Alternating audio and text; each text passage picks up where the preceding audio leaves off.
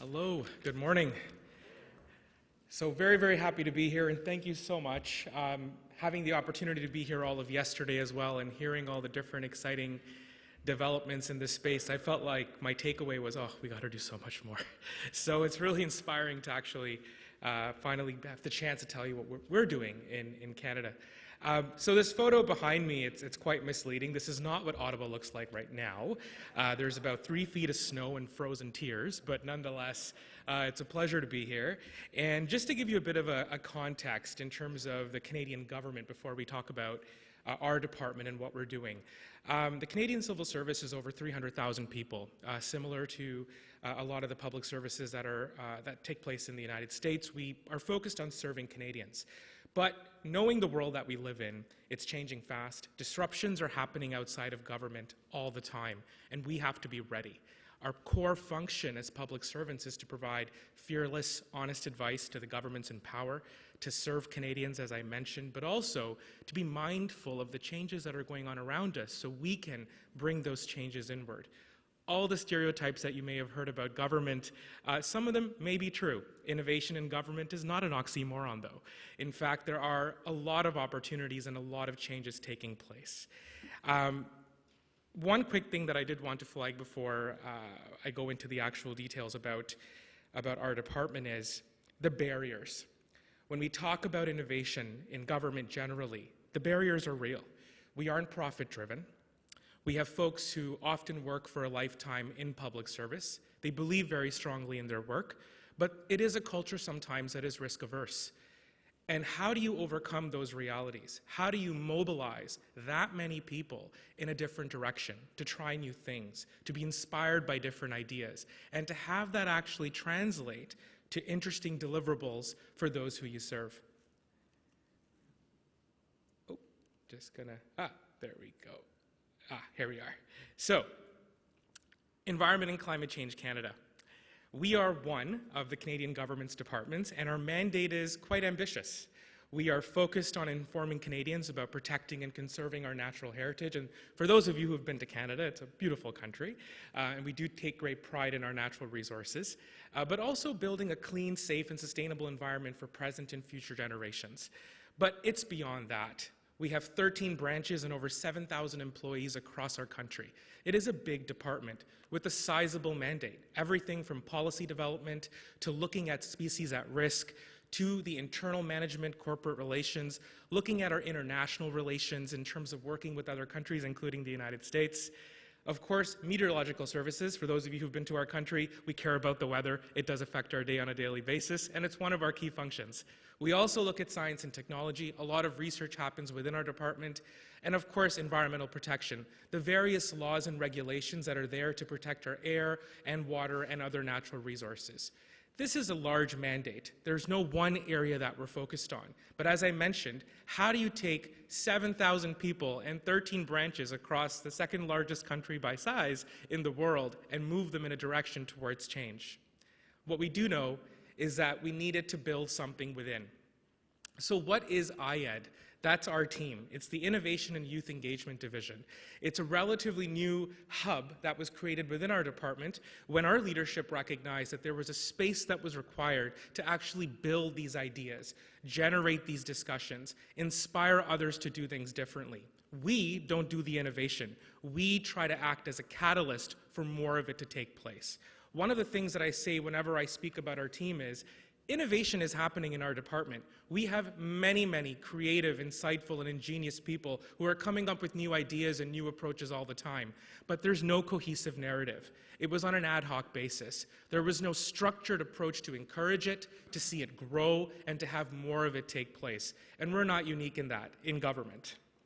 Now, the other reality in terms of the environment that we're working in is it's often the case that people work in silos. When you have your file or your area of focus, you work with your team and you try to get your work done.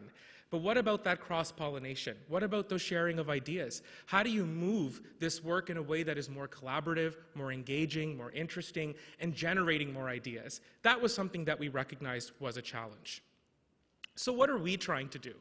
We're trying to grow a sustainable innovation ecosystem and build meaningful engagement of youth to support our mandate. Now, why? a couple of things come to mind. For one, we have been given the mandate to disrupt. Disrupt in government can often be a scary word, but our goal is to, through our networks, our personal relationships in the department, and our knowledge of what else is going on in the public service, to bring those ideas to the center, to be a place where people can come to us within the department for ideas, for support, and for different modes to get their innovation and their ideas out into the public and into their work. But in addition, the larger goal is, and as we look at Canada's whole public service and our department, is how do you build a public service that is more agile, more equipped, and more inclusive? Without these three things, it is very challenging to see your work moving forward, especially in such a changing landscape, as I mentioned earlier. There we go. But, of course, this mandate for change is not just coming from our department. There's a lot of symbols behind me, so I'll try to break it down into some of the key ones that I think would be of interest to you. The clerk of our Privy Council, so the head of our public service, said, "We must equip ourselves with modern tools, processes, and organizational structures while stripping away unproductive and unnecessary bureaucracy. We must be able to measure how we are working and the outcomes we are achieving so we can learn. We need to be open to new ideas as we collaborate with communities and Canadians to serve them better." That is the spirit in which we operate. And if you look at some of the symbols behind me, there's a few that I want to bring to your attention. Similar to other governments, we have within ours the Privy Council office. It's the central office that drives a lot of the change that they would like to see across government departments. The Impact and Innovation Unit, the very top symbol there, is a similar hub that was created within this office. Their goal was to bring the brightest ideas in public sector innovation to Canada. So what did that look like? Well, it was everything from integrating behavioral insights or nudge theory, which some of you may have heard of, to the idea of social innovation bonds, and of course, looking at innovative HR and finance practices. How can we break the mold and try new things? A lot of this is actually coming from the center of our government, which makes it much easier for a department like us to say, well, hey, the head, the center of the folks that we work with are actually saying we have to do this, so we have to demonstrate that we're committed. Another one that you'll see right behind me is Experimentation Works. An agency within our government has taken it on to actually focus on encouraging more public servants to experiment. You cannot generate new ideas if you don't try them out first. So how does this work? Well, every single deputy head in the Government of Canada has been asked to put aside resources specifically for experimentation, giving staff the tools and the time to actually try new things without the fear of failure. And that's a critical point. In public service, because often the culture is so risk-averse, the fear of failure can be your biggest handicap. The other point that I wanted to flag on this side is the Canadian Digital Service. A lot of our challenges will be overcome through technological advancement. The Canadian Digital Service was created as an in-house app developing shop of sorts. They take on challenges that are being dealt by different departments across the government. They come and see them. They serve as a bit of a consultancy service and actually develop prototypes that can be used to solve your everyday challenges. These are just some of the ideas that are being generated from across our public service. It's a lot, though. So what does that mean for our department? We recognize that we can't do everything, and nor are we responsible for doing everything, but we can certainly help. So, when we built our team, we focused on three things: growing our ecosystem, but how do you do it? First, you incent change. Second, engaging youth. We've had a lot of conversations about the future, how we go from where we are today to setting ourselves up for a successful tomorrow. The innovation challenge that was happening yesterday in the back of the room was a perfect example of that. We are lucky in our department. We have hundreds of young people working as interns, co-op students, and new employees. How do you harness that energy? How do you get them engaged? How do you make sure they have a seat at the table so you can hear their ideas? And third, building capacity. Public servants are busy like in any other sector. The most common thing you'll hear is, I don't have time for this, maybe I'll do it off the side of my desk. Let us build that capacity for you so when you have that great idea, when you want to try something new, you don't have to take it on as a big burden. We're there to help. So a couple of examples, because we are a relatively new team.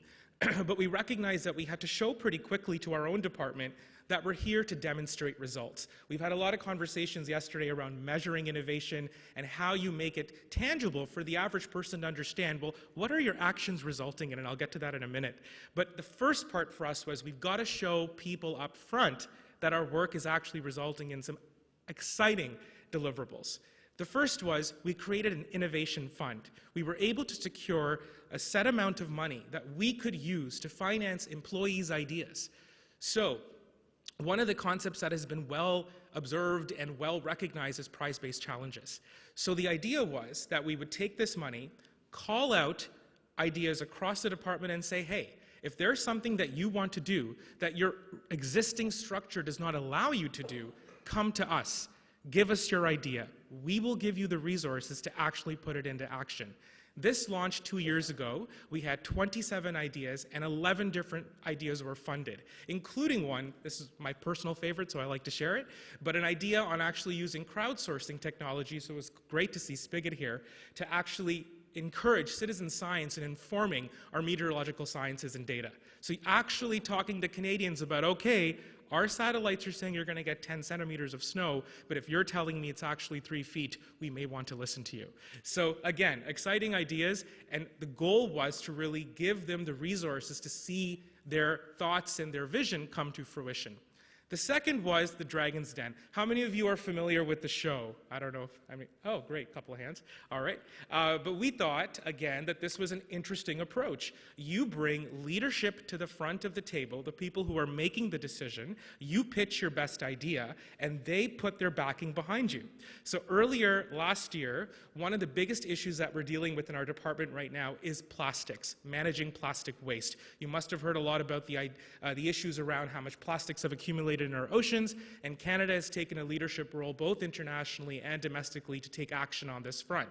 But as the department that's responsible for addressing plastics, we recognize that we weren't perfect. A lot of water bottles roaming around the cafeteria, a lot of people using materials that maybe aren't the best for the environment. So how can we fix this? We organize an event for the entire department. Give us your best ideas. How can we reduce the way we use and dispose of plastics within our own operations? We got 32 different ideas from across the country. We chose the 5 best, and they came to our management table and presented them in front of a live audience. It was the most engaging and exciting thing that I had seen, and I've been in the department for 7 years. It was fantastic. All of those ideas are now being implemented, and again, it's a demonstrated example that if you create it, if you build it, you can count on the fact that public servants will usually be interested in engaging, especially in a department like ours where so many are driven by their passion for actually making a meaningful difference in the environment and addressing climate change.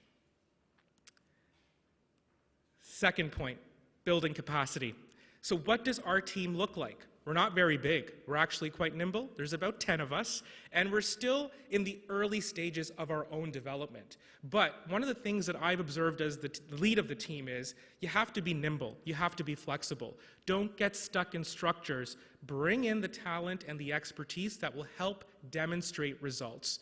So the first thing that we try to do is provide expert advice. I mentioned earlier that some of the key principles that the Canadian Public Service is trying to integrate into our work is behavioral insights, the science behind understanding why people are inclined to do certain things. When you think about the environment and you think about addressing climate change, so much of that is actually on how we behave, the choices we make, the purchases we make, the kind of things we do day to day.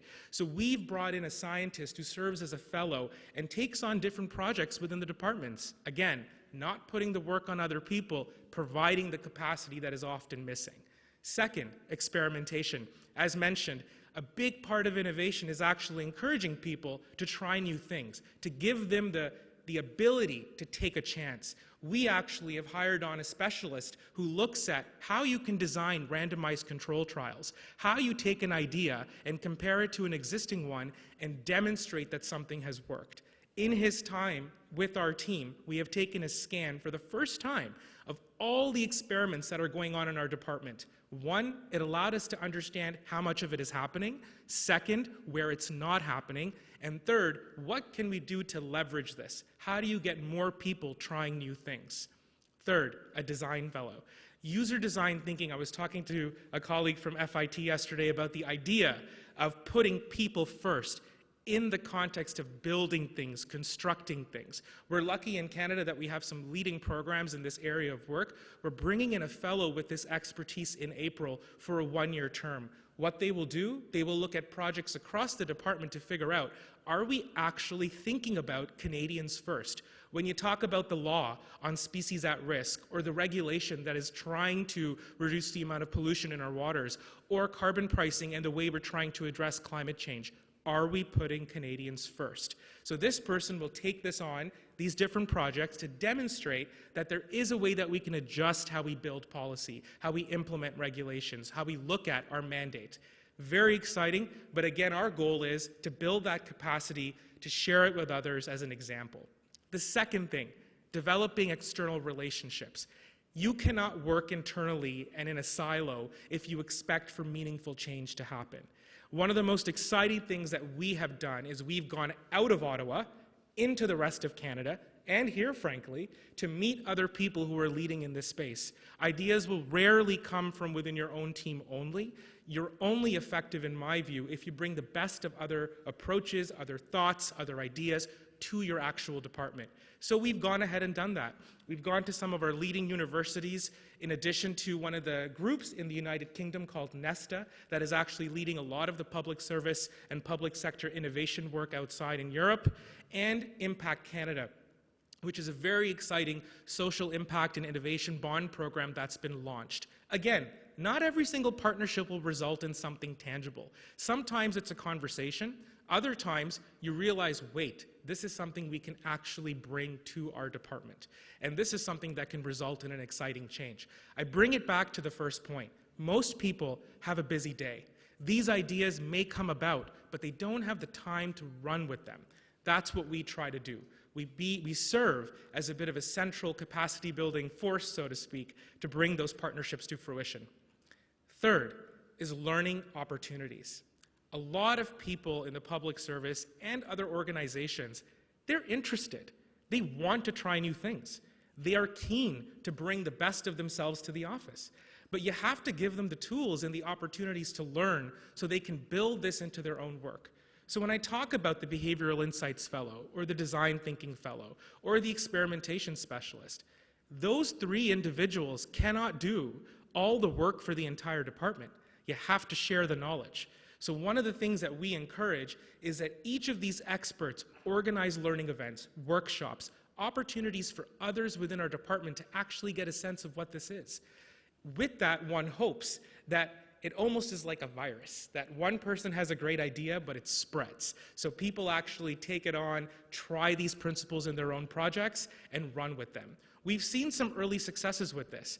For example, with Behavioral Insights, we were lucky enough to have one of the leading thinkers in this space come to our department and do a Q&A for about 2 hours. Several hundred people attended, and since that session, we've had multiple people reach out and say, hey, I know you've got a fellow. I don't know very much about this, but I think it could apply to what I'm doing. Can we try to work an idea through? And it's been very exciting to see that some of those ideas are now coming to fruition. So, what is our goal? Outside of incenting change and building capacity, we want to engage youth. As I mentioned earlier, and it was fantastic to see the ideas that were showcased in the back of the room, we recognize that environment and climate change related issues are disproportionately at the top of the radar for young Canadians. One of the things our Prime Minister has done at the beginning of his tenure, three and a half, almost 4 years ago, was prioritizing and recognizing that meaningfully engaging young Canadians is critical to our own success. We have to understand their perspectives. How do you bring that into how we work?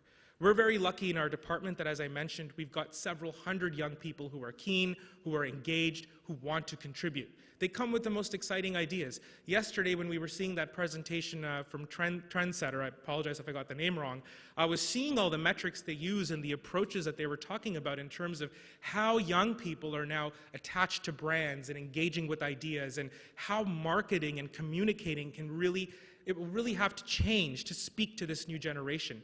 Government's no different. How do you get young Canadians and young people caring about what you do? Regulations and laws and policies are great, but does it really mean to the average young person living in your country? Why should they care about climate change? Why should they care about plastics? Why should they care about the different laws and regulations that we have built, and how do they protect them? And how can we better engage and communicate that information? Our team has built a youth function within to actually address some of those issues. One of the most exciting things about our group, and what I felt from the very get-go, was if we can bring innovation and youth together in one group within our department, we have a lot of exciting opportunities to build off of. Initially, these groups started as separate entities, and now, as you're seeing us grow as a team, they're working more and more together in a collaborative spirit. Because a lot of what we want young people to engage on and what we want them to generate actually fosters innovation, creativity, new ideas, enthusiasm, and frankly, they will be the people that will be running these very departments in 20 years. So how do we set them up for success? There's two things that we've done. Internally, we have leveraged our own networks, bringing students and young people together in different networks, workshops, learning environments to actually have them talk to each other. If each of them are individually in teams where they don't see their counterparts, how can they actually bounce ideas off of each other? We try to be that facilitator. Second, though, is external engagement. We know that a lot of young people in our country care about the issues our department is addressing. How do you bring them into the fold? So we talk to NGOs, we talk to student groups, we talk to universities and colleges, because if you bring them into the fold early on, they feel engaged. We're excited that in the coming year, our external engagement will become even more formal, and hopefully, our hope is, we'll have more programs across the country where we can get these ideas put forward. So, to wrap things up, and I apologize if I go slightly over time, but a couple of things that I want to take as take-home points for all of you. What has been the success of our team and what we've done? Couple of things. Specialists and advice, a bridge to external expertise, learning opportunities, helping identifying and leveraging resources, and solutions for amplifying the youth voice. Now, is our structure perfect? Probably not. We're still learning. We're an experiment in and of itself. Our department has never had a group like this. So in the first several months of operation, we have found these things to have been effective. We've gotten positive responses from our colleagues. We've seen change happen through these different experts coming in. We are observing an increased awareness for the importance of innovation. But are we there yet? No. So there's a couple of things that I wanted to share with you before wrapping up in terms of some of the things that I've learned moving forward. One, your people. Your team is as good as the people that you choose to build within it. When I was given this file, there were 3 people working on the team. We're now a group of 10. And every single person was picked and identified because of the energy they had, the willingness they had to learn, and the expertise that they brought to the table. We're also very diverse. One of the things that I think has been touched on over the last 2 days in terms of what fosters innovation is you cannot have a homogeneous group of people coming from one perspective and expect exciting ideas come to the forefront. You need a mix. We're intergenerational, we come from different backgrounds, we speak English and French, and it's a fantastic idea that you bring us together, we bring our perspectives and our experiences with us to the table, and the ideas that come through those conversations are quite exciting. Number 2 is culture. I think it was Dr. Cohn, a fellow Canadian, who said that culture is the secret sauce of innovation. Thank you. I didn't want to misquote you. But he's absolutely right. But the culture that we operate in right now is one of public service. As mentioned, risk-averse, working within silos. Things have been done a certain way. I'm scared to try something new. How do I go about doing this differently? We are there to help shift that, but it takes patience, and you have to be persistent. One of the things that I have found is personal relationships have driven our successes more than anything else. Picking up the phone and calling your friends within work and saying, look, I've got this great idea. I need you on board. Try this out. Let me take this on for you. Let me inherit the risk, so at least it's a win-win for you. You've got to make those efforts early on to demonstrate your successes. Third, demonstrating results. We had wonderful presentations from the ISO on measuring innovation and the idea of how do you put a tangible or quantifiable measurement on what your innovation efforts are resulting in. That, to be quite frank, has been a challenge for us. I think every department within our government is trying this in different ways, but there isn't a homogeneous approach. Right now, our hope and our goal is that we want every single month, year, to be a series of deliverables. We did this for you.